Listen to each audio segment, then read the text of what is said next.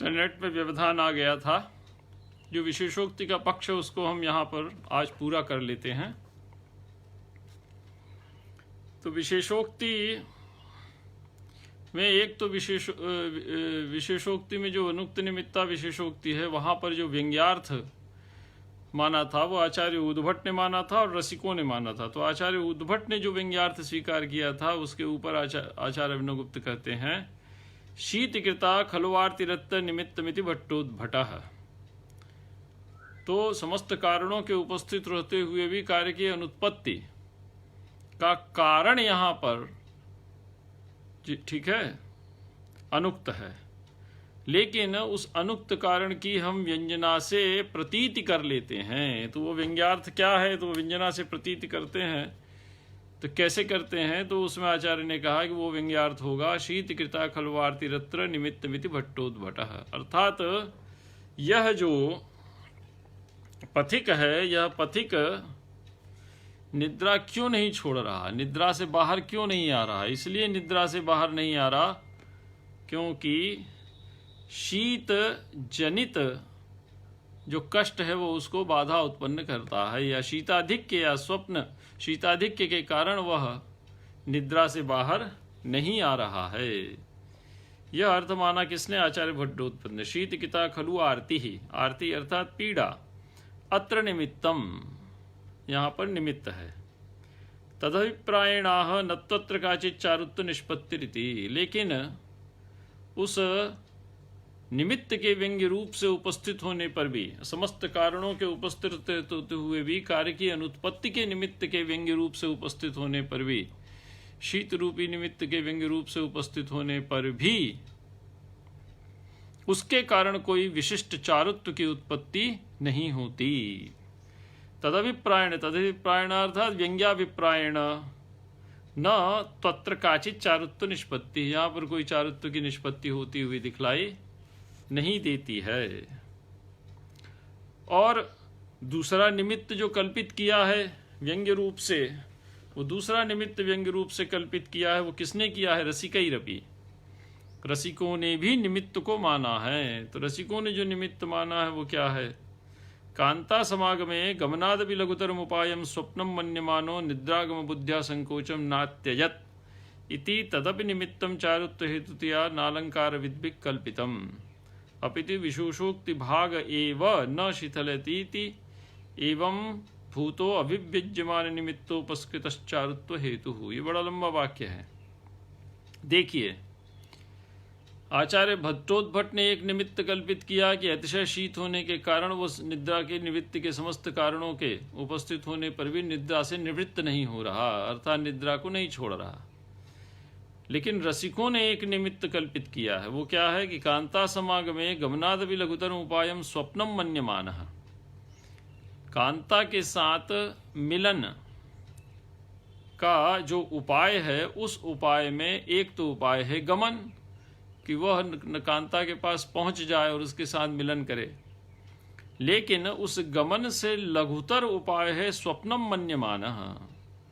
तो कांता समागम विषय गमनादपि लघुतरम उपायम स्वप्नम मन्यमान। तो स्वप्न को वो कांता के साथ समागम का बड़ा ही सरल उपाय समझता है, लघुतर उपाय समझता है।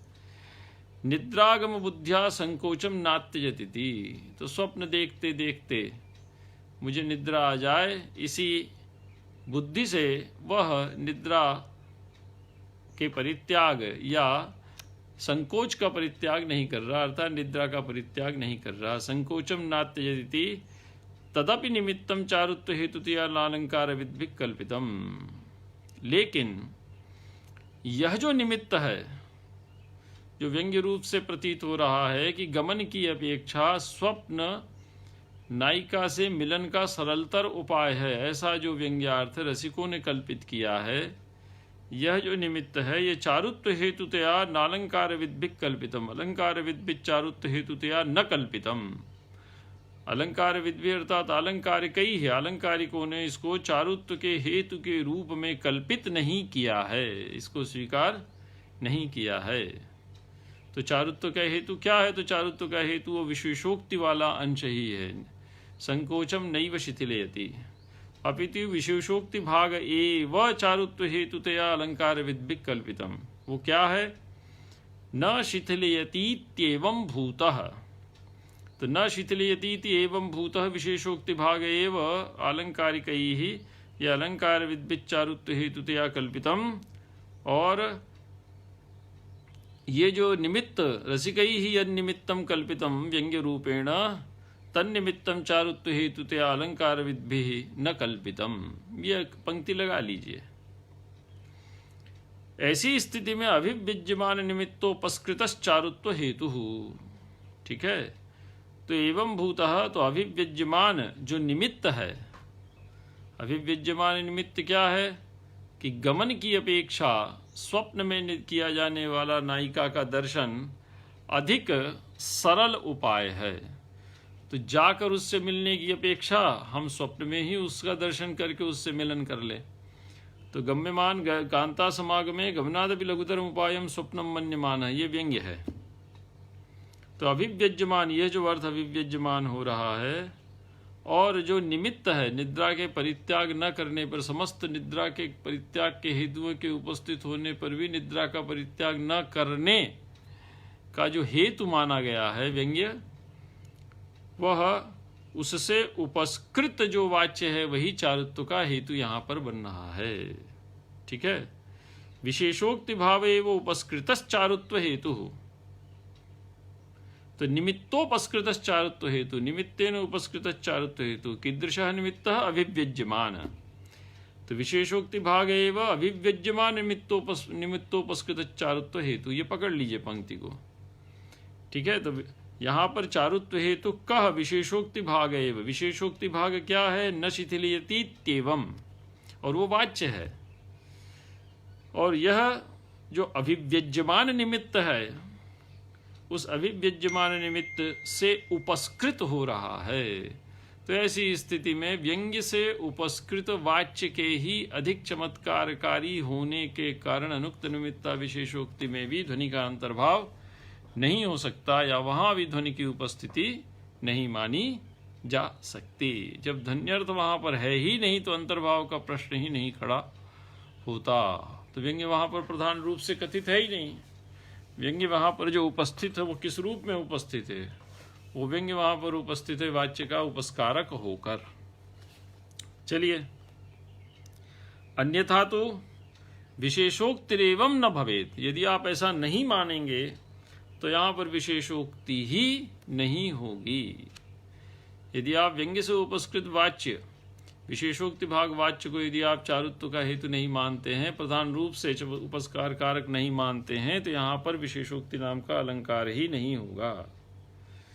इसलिए एवं अभिप्राय द्वयमपि साधारणोक्त्या ग्रंथकिन न्यरूपयन ग्रंथकृत न्यरूपयन तु औद्भटेनैव अभिप्रायेण ग्रंथो व्यवस्थित इति मंतव्यम। ठीक है, न व्यवस्थित इति मंतव्यम, ऐसा है।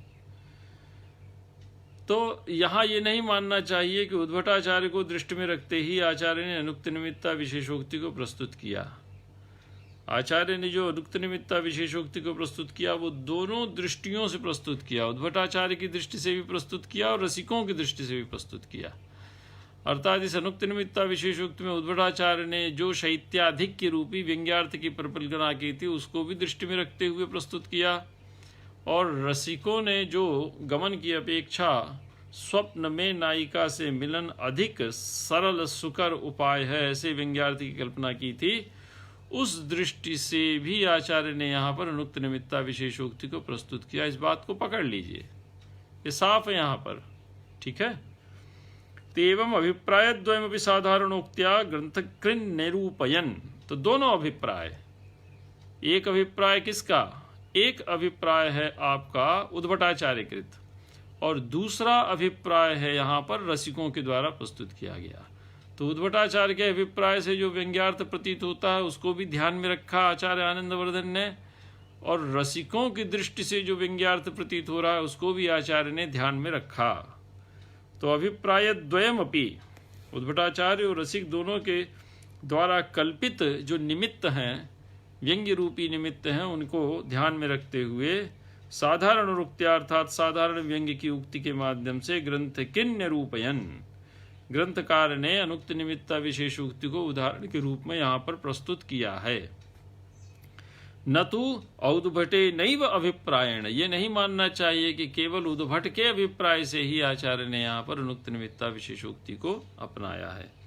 ग्रंथो व्यवस्थित अर्थात आनंदवर्धनाचार्य ने वृत्ति लिखी, इस कारिका के ऊपर आनंदवर्धनाचार्य ने जो वृत्ति लिखी है, ग्रंथ अर्थात ध्वन्यालोकः व्यवस्थित आनंदवर्धनाचार्येण लिखिता अर्थात वृत्तिस्तत्र उपस्थापिता, ये आचार्य अभिनवगुप्त का यहाँ पर कहना है।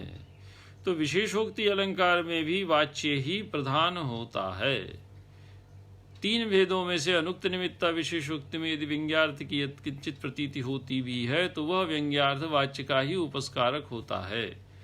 यदि उसको वाच्य का उपस्कारक नहीं मानेंगे, विशेषोक्ति भाग रूपी वाच्य का उपस्कारक यदि नहीं मानेंगे तो विशेषोक्ति अलंकार ही समाप्त हो जाएगा। और जब व्यंग्य प्रधान रूप से चमत्कारकारी नहीं है तो ऐसी स्थिति में विशेषोक्ति में ध्वनि का अंतर्भाव नहीं किया जा सकता, यह विशेषोक्ति को ध्वनि रूप हम नहीं मान सकते। चलिए, इसके बाद आता है पर्यायोक्ति नाम का अलंकार। पर्यायोक्ति का अर्थ है पर्यायोक्तम बिना वाच्य वाचकत्वेन यद वचः, ये आचार्य मम्मट ने कहा था।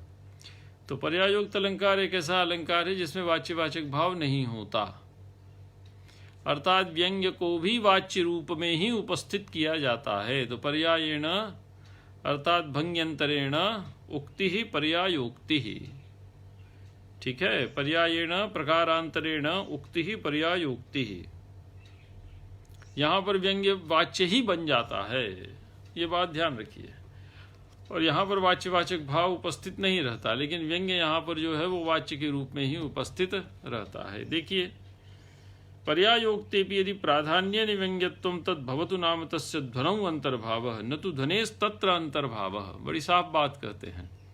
तस्य महाविषयत्वेन अंगित्वेन च प्रतिपादयिष्यमाणत्वात्। तो पर्यायोक्ति अलंकार में वाच्यवाचक भाव नहीं होता। पर्यायोक्ति अलंकार में जो अर्थ कथित है वो भी व्यंग्य रूप है और जो प्रतीत हो रहा है वो भी व्यंग्य रूप होता है। ये वैशिष्ट्य है पर्यायेण अर्थात प्रकारांतरेण उक्ति ही पर्यायोक्ति ही। आचार्य मम्मट का लक्षण आपको मालूम है, यम प्रेक्ष चिरुडापि निवास प्रीति रुज्जिता मदेन ऐरावण मुखे और मानेन हृदय हरे, ये लक्षण, ये उदाहरण दिया था वहां पर। तो हयग्रीव वध, तो हयग्रीव को देखकर मद ने ऐरावत के मुख में निवास की प्रीति का परित्याग कर दिया और मान ने इंद्र के हृदय में निवास की प्रीति का परित्याग कर दिया। तो हयग्रीव को देखकर, हयग्रीव के पराक्रम को देखकर ऐरावत का मद नष्ट हो गया और इंद्र का मान नष्ट हो गया। तो इंद्र का मान नष्ट हो गया और ऐरावत का मद नष्ट हो गया, यह अर्थ यहाँ पर अभिव्यंजित हो रहा है, लेकिन वो कथित है शब्दतः। मदेन ऐरावण मुखे और मानेन हृदय हरे है, मद ने ऐरावत के मुख में और मान ने हरि अर्थात इंद्र के हृदय में निवास करने का निश्चय जो था उसका परित्याग कर दिया कि अब इनके साथ रहने से कोई लाभ नहीं। इससे अधिक मद वाला और इससे अधिक मान वाला हयग्रीव उपस्थित हो गया है। तो मद और मान ये दोनों क्रमशः ऐरावत और इंद्र को छोड़कर चल दिए, क्योंकि उनको लगा कि अब तक तो हम समझते थे कि ये दोनों ही सर्वाधिक मद और मान से युक्त हैं। तो कहने का तात्पर्य क्या है कि ऐरावत का मद नष्ट हो गया और इंद्र का मान नष्ट हो गया है हयग्रीव के पराक्रम से, लेकिन वो कथित है। लेकिन इस रूप से कथित न होकर पर्यायेण अर्थात प्रकारांतरेण कथितम, अर्थात मद ने ऐरावत को छोड़ दिया और मान ने इंद्र को छोड़ दिया, इस रूप में यहां पर कहा है। चलिए, इस पर बहुत विचार किया है आचार्य ने। आचार्य ने कहा कि जब आप वाच्यवाचक और व्यंग्य व्यंजक को भिन्न मानते हैं तो ऐसी स्थिति में व्यंग्य को वाच्य कैसे स्वीकार कर सकते हैं पर्यायोक्ति में? ये प्रश्न काव्य प्रकाश में आचार्य मम्मट ने उपस्थापित किया था। तो वहां पर आचार्य ने समाधान किया कि जैसे प्रत्यक्ष दो प्रकार का होता है, एक निर्विकल्पक और एक सविकल्पक। तो निर्विकल्पक प्रत्यक्ष पहले होता है, उसके बाद सविकल्पक प्रत्यक्ष होता है। तो नामजात्यादि योजना रहितम निर्विकल्पकम और नामजात्यादि योजना सहितम सविकल्पकम। तो निर्विकल्पक प्रत्यक्ष जिस पदार्थ का होता है उसी पदार्थ का कुछ देर के उपरांत सविकल्पक प्रत्यक्ष होता है। पदार्थ बदल नहीं जाता, पदार्थ वही रहता है। ठीक है, वैसे ही यहां पर है कि वह वाच्यवाचक के रूप में दिख तो रहा है, लेकिन वस्तुतः है वो क्या? व्यंग्य। मदेन ऐरावण मुखे और मदेन हृदये हरे है। तो यहाँ जो व्यंग्यार्थ है कि ऐरावत का मद नष्ट हो गया और इंद्र का मान नष्ट हो गया, ये जो व्यंग्यार्थ है, यह व्यंग्यार्थ आचार्य ने वाच्य के रूप में यहाँ पर कथित किया है, लेकिन अर्थ बदल नहीं जाता। ठीक है, ये वहाँ पर समाधान किया है आचार्य मम्मट ने निर्विकल्पक और सविकल्पक प्रत्यक्ष के आधार पर। चलिए, तो पर्यायोक्त भी यदि प्राधान्य, अब एक नई बात खड़ी हुई कि यदि पर्यायोक्त में वाच्यवाचक भाव नहीं है, व्यंग्य व्यंजक भाव ही है, तो ऐसी स्थिति में पर्यायोक्त में ध्वनि का अंतर्भाव कर लेना चाहिए, क्योंकि आप तो व्यंग्य प्राधान्य ध्वनि, यहाँ तो वाच्य का स्पर्श ही नहीं है। कहाँ ठीक है, आप सही कह रहे हैं, कर लेना चाहिए। लेकिन पर्यायोक्ति में ध्वनि का अंतर्भाव नहीं करना चाहिए, ध्वनि में पर्यायोक्ति का अंतर्भाव कर लेना चाहिए, क्योंकि ध्वनि महाविषय है और ध्वनि अंगी है। अंगी का अर्थ है प्रधान। ठीक है, तो पर्यायोक्त में ध्वनि का अंतर्भाव मत कीजिए आप। व्यंग्य व्यंजक के आश्रित ध्वनि और व्यंग्य व्यंजक के आश्रित पर्यायोक्त यदि समान हैं, तो ऐसी स्थिति में पर्यायोक्त ध्वनि में अंतर्भूत हो जाएगा, क्योंकि ध्वनि का विषय महान है, विशाल है पर्यायोक्त की अपेक्षा। और ध्वनि अंगी है और पर्यायोक्त अलंकार होने के कारण उसका अंग है। अंग का अर्थ है क्या? उसका उपस्कारक है। तो ये आचार्य ने दो तर्क दिए पर्यायोक्त के संबंध, इसको पकड़ लीजिए। तो एक तर्क जो दिया था चारुत्वोत्कर्ष निबंधना ही वाच्य व्यंग्य हो प्राधान्य वेक्षा, वो बाकी सब अलंकारों में लग जाता है जहाँ व्यंग्य प्रतीत हो रहा है। और यहाँ पर महाविषयत्वात् और अंगित्वेन परिकल्प्यमाणत्व प्रतिपादयिष्यमाणत्वाच्च, आगे जाकर हम इस ध्वनि को ही अंगी के रूप में प्रतिष्ठापित करेंगे। ये दो तर्क दिए पर्यायोक्त में ध्वनि के अंतर्भाव का खंडन करने के लिए। तो कहते हैं कि न तो ध्वनेस् तत्र अंतर्भावः व्यंग्यत्वं तद्भवतु नाम तस्य ध्वनौ अंतर्भावः। ठीक है, पर्यायोक्ति विधि प्राधान्येन व्यंग्यत्वं तद्भवतु नाम तस्य ध्वनौ अंतर्भावः न तो ध्वनेस्तत्र अंतर्भावः। तो तस्य अर्थात पर्यायोक्तस्य ध्वनौ अंतर्भावः भवेत्, न तो ध्वनेस्तत्र अर्थात पर्यायोक्ते अंतर्भावः भवेत्। तत्र से ले लीजिए पर्यायोक्त को, तस्य ले लीजिए पर्यायोक्त को, तस्य ध्वनौ अंतर्भावः भवेत्, तस्य पर्यायोक्तस्य ध्वनौ अंतर्भावः भवेत्। पर्यायोक्त का ध्वनि में अंतर्भाव हो जाए। और न तो तत्र अर्थात पर्यायोक्ते ध्वनेः अंतर्भावः, ध्वनि का अंतर्भाव पर्यायोक्त में न हो। क्यों?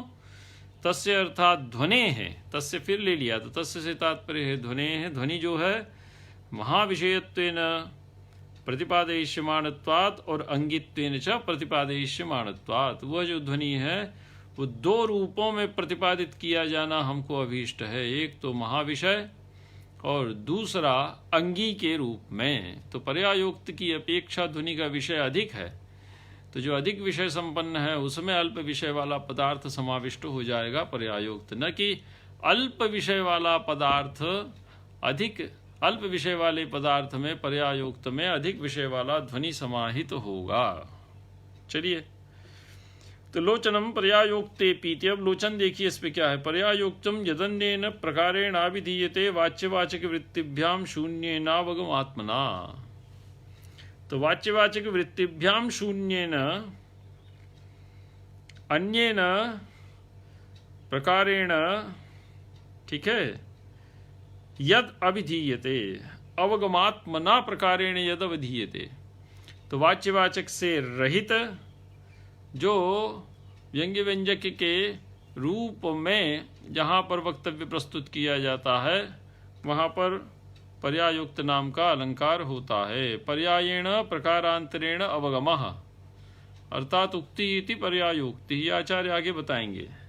देखिए इन्होंने उदाहरण दिया है महाभारत से।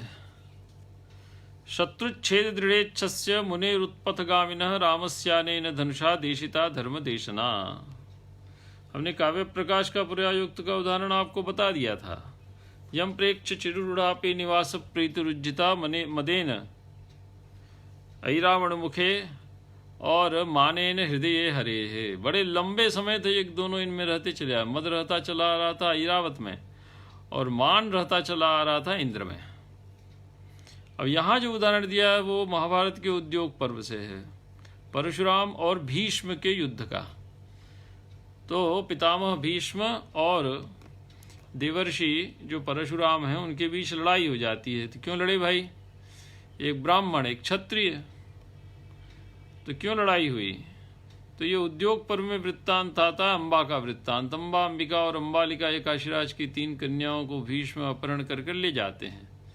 तो अम्बा कहती है कि वो शाल्व से प्रणय करती है, मुनि मन उसको पति स्वीकार कर चुकी है। तो सत्यवती कहती है ठीक है, इसको वहीं दे आओ, पहुंचा दो, और विचित्र वीर्य से अंबिका और अम्बालिका का विवाह करा दो। तो अंबिका अम्बालिका का विवाह करा देते हैं और उसको कहते हैं कि तू शाल्व के पास चली जा। तो शाल्व उसको छोड़ देता है, कहा कि अन्य के द्वारा जीती गई नारी को मैं अपनी पत्नी नहीं बनाऊंगा। तो वो लौट के आती है और कहती है कि मेरा विवाह अब किससे होगा? तो विचित्र वीर्य भी उसका प्रत्याख्यान कर देता है। तो ऐसी स्थिति में वह भीष्म से प्रतिकार लेने योग्य व्यक्ति की खोज में निकल जाती है। तो कोई उसके साथ खड़ा नहीं होता। अंत में परशुराम इस नारी की इस कष्ट को देख कर उसकी सहायता में उपस्थित होते हैं और भीष्म से प्रतिकार लेते हैं। तो यहीं पर युद्ध होता है दोनों में। 23 या 24 दिन युद्ध चला था। महाभारत का युद्ध तो 18 ही दिन चला था, लेकिन अंत में जीत होती है भीष्म की, ठीक है, पितामह भीष्म की। तो शत्रुच्छेद दृढ़ेच्छस्य, तो शत्रुणाम छेदः विनाशः तत्र दृढ़ा इच्छा यस्य तस्य हिते शत्रुच्छेद दृढ़ेच्छस्य। और मुनेह उत्पथगामिनः, ये षष्ठ्यंत है। मुनेह के विशेषण है। मुनि का अर्थ है यहाँ पर परशुराम, रामस्य मुनेह है, राम नाम के मुनि। तो राम, बलराम, परशुराम, राम और बलराम, 3 राम हैं हमारे यहाँ। पहला अवतार है परशुराम, दूसरा है राम, तीसरा है बलराम। तो तीनों को राम कहा जाता है। तो रामस्य मुने हैं, और वो कैसे थे? उत्पथगामिनः, गलत रास्ते पर चल चले थे। तो उत्पथे गंतुम, ठीक है, इच्छुः, उत्पथ पर जाने की इच्छा रखने वाले, गलत रास्ते पर चलने वाले।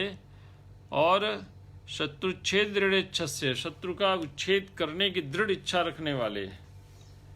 रामस्य, ठीक है, अनेन धनुषा धर्मदेशना देशिता, ठीक है। अनेन अर्थात भीष्मेन, इस भीष्म ने अपने धनुष से, अपने धनुष से अर्थात युद्ध में अपने पराक्रम से धर्मदेशना देशिता, धर्म का उपदेश प्रदान किया। उनको बताया कि वस्तुतः सही रास्ता क्या है। आप जिस रास्ते से चल रहे हैं परशुराम जी, वो रास्ता गलत है। कि केवल प्रतिक्रिया मात्र का आश्रय लेकर आप युद्ध करने के लिए उपस्थित हो गए। औचित्य अनुचित्य का कुछ ज्ञान तो आप कीजिए। तो जब परास्त कर दिया भीष्म ने, तो कवि कहते हैं कि शत्रुच्छेद दृढ़ेच्छस्य उत्पथगामिनः रामस्य मुनेः अनेन भीष्मेन धर्मदेशना देशिता। कथम धनुषा, अपने बाण से, अपने बाण के पराक्रम से धर्मदेशना, धर्म का उपदेश, देशिता अर्थात प्रदत्ता। देखिए अत्र भीष्मस्य भार्गव प्रभावा विभावी प्रभावेति यद्यपि प्रतीयते। यहाँ पर भीष्म का जो प्रभाव है वो भार्गव प्रभावा विभावी, भार्गवस्य प्रभावः वर्तते तम अभिभवितुम शीलम यस्य स इति भार्गव प्रभावाविभावी, अविभाव का अर्थ होता है परास्त करना। तो भार्गव अर्थात परशुराम के प्रभाव को अभिभूत कर लेने के प्रभाव वाले हैं भीष्म, यह अर्थ यहाँ पर व्यंग्य से प्रतीत हो रहा है। ठीक है, व्यंग्य रूप में प्रतीत हो रहा है। प्रतीयते अर्थात व्यज्यते, व्यंग्यत्वेन अत्र प्रतीयते। तथापि तत्सहायेन देशिता धर्मदेशनेत्यभिधीयमाने नैव काव्यार्थो अलंकृतः। ठीक है, लेकिन उसके बावजूद भी यहाँ पर जो काव्यार्थ है वो किससे अलंकृत हो रहा है? वो अभिधीयमाने नैव काव्यार्थः अलंकृतः न पुतः व्यज्यमाने न। वो अभिधीयमान क्या है? देशिता धर्मदेशना, धर्म का उपदेश दिया। तो भीष्म एक देवर्षि को धर्म का उपदेश देते हैं, धर्म का रास्ता दिखलाते हैं। तो देशिता धर्म निषेधित विधीयमाने नैव काव्यार्थो अलंकृत। तो अभिव्यज्यमान जो अर्थ है कि भीष्म ने अपने प्रभाव से भार्गव के प्रभाव को अभिभूत कर लिया, यह जो प्रतिमान अर्थ है, या भीष्म भार्गव के प्रभाव को अभिभूत करने के प्रभाव वाले हैं। भीष्म कैसे हैं? जो भार्गव के प्रभाव को भी अभिभूत करने के प्रभाव वाले हैं। ऐसे ये जो अभिव्यज्यमान अर्थ है, व्यंजना से उपस्थित होने वाला अर्थ है, यह अर्थ वस्तुतः देशिता धर्म देशना इस वाच्य रूपी अर्थ को ही अलंकृत कर रहा है। तो अत्र पुनः काव्यार्थो अलंकृतः, विधीयमाने नैव काव्यार्थो अलंकृतः, तत्सहायेन विधीयमाने नैव काव्यार्थो अलंकृतः। अतएव पर्यायेण प्रकारांतरेण अवगमात्मना व्यंग्येन तत्सहायेन देशिता धर्मशनेत विधीयमाने नैव काव्यार्थो अलंकृत। तत्सहायेन अर्थात व्यंग्यार्थ का सहायक यहाँ पर अभिधीयमान अर्थ बन रहा है, ये अर्थ कहिए यहाँ पर।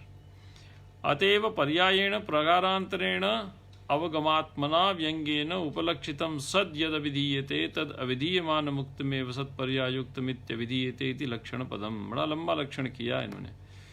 पर्यायुक्तमिति लक्ष्य पदम अर्थालंकारत्वं सामान्य लक्षणम चेति सर्वं युज्यते। ठीक है, तो काव्यार्थो अलंकृतः, केन काव्यार्थो अलंकृतः? तो अभिधीयमाने नैव, अभिधीयमाने नैव, तो कीदृशेन अभिधीयमानेन तत्सहायेन, तत्सहाय में तत्को ले लेंगे व्यंग्यस्य सहायेन। तो व्यंग्य के सहायक जो अभिधीयमान अर्थ है देशिता धर्म देशना, उसके द्वारा यहाँ पर काव्यार्थ अलंकृत किया जा रहा है। अतएव पर्यायेण प्रकारांतरेण अवगमात्मना, अन्य विधि से अवगम या विदित होने वाले व्यंग्य से उपलक्षितम सद यत् अभिधीयते, उससे उपलक्षित जो अभिधेयार्थ यहाँ पर उपस्थित हो रहा है, तद अभिधीयमानम उक्तमेव सत्पर्यायुक्तमित्यभिधीयते इति लक्षण पदम। वो जो अभिधीयमान है व्यंग्य, यहाँ पर अभिधीयमान होकर जो उपस्थित हो रहा है, इसलिए यहाँ पर्यायुक्तम इत्यभिधीयते इति लक्षणम। तो इस अलंकार को हम पर्यायुक्त अलंकार कहते हैं। पर्यायुक्तमिति लक्ष्य पदम, और पर्यायुक्त क्या है? यहाँ पर लक्ष्य है। अर्थालंकारत्वं सामान्य लक्षणम चेति सर्वम युज्यते, और ये अर्थालंकार है ऐसा सभी लोग मानते हैं। यदि त्वभिधीयते इत्यस्य बलात् व्याख्यानम अभिधीयते प्रतीयते प्रधानतयेति, उदाहरणञ्च भम धम्य इत्यादि तदलंकारत्वमेव दूरे संपन्नम आत्मतायामेव पर्यवसानात्। ठीक है, तो जो प्रतीयते है, जो प्रतीयता जो व्यंग्यार्थ है, वो यदि तु अभिधीयते इत्यस्य बलात् व्याख्यानम अभिधीयते प्रतीयते प्रधानतया, तो अभिधीयते इस शब्द से यदि आप अर्थ निकालते हैं कि व्याख्यानम अभिधीयते प्रतीयते प्रधानतया, ठीक है, जो व्याख्यान है वो प्रधानतया प्रतीयते, अभिधीयते शब्द से यदि आप प्रधानतया प्रतीयते यह अर्थ निकालते हैं और उदाहरण देते हैं भमदम्य विसद्दस्सुनकोद्दमारितस्तेन, तो ऐसी स्थिति में तद अलंकारत्वमेव दूरे संपन्नम, तो वह जो अभिधीयमान अर्थ है वह अलंकार के रूप में उपस्थित नहीं होगा। वह विधीयमान अर्थ आत्मतया एव पर्यवसानात्, वो काव्यात्मा के रूप में ही उपस्थित हो जाएगा, यह आचार्य का कहना है। तथा च अलंकार मध्य गणना न कार्या, तो ऐसी स्थिति में इस पर्यायोक्ति की अलंकारों में गणना नहीं की जाएगी। तो अलंकारों में गणना करने के लिए यहाँ पर व्यंग्यार्थ अन्य रूप से वाच्य होकर उपस्थित होता है। ये बात पकड़ लीजिए कि यहाँ व्यंग्यार्थ है, लेकिन व्यंग्यार्थ व्यंग्य रूप से कथित न होकर वाच्य रूप से ही कथित होकर यहाँ पर उपस्थित होता है। तो व्यंग्य वाच्य है लेकिन अन्य रूप से वाच्य है, प्रकारांतर से वाच्य है, इसलिए पर्यायोक्त इसको कहते हैं। पर्यायोक्तः प्रकारांतरेण अवगमात्। और यदि आप उस वाच्य या अविधीयमान जो वाच्य है, अविधीयमान जो व्यंग्य है, उसको यदि आप प्रतीयते मान लेते हैं कि अविधीयते नहीं है अपितु प्रतीयते अर्थात व्यज्यते, प्रतीयमान उसको मान लेते हैं, तो ऐसी स्थिति में पर्यायोक्त को हम अलंकार की कोटि में नहीं रखेंगे, अपितु उसको उठाकर काव्यात्मा ध्वनि की कोटि में ही परिगणित कर लेंगे। तो ये यहाँ पर इनका एक समाधान है कि पर्यायोक्त को हम अलंकार क्यों मानते हैं। व्यंग्य प्राधान्य सत्यपि, व्यंग्य के प्रधान रूप से चमत्कारकारी होने पर भी पर्यायोक्त को अलंकार क्यों माना जाता है, क्योंकि यहाँ पर व्यंग्यार्थ अन्य विधि से कथित होता है, प्रकारांतरेण कथित होता है। चलिए, तथा अलंकार मध्य गणना न कार्या, तब फिर पर्यायोक्त की अलंकार के बीच में गणना नहीं की जाएगी।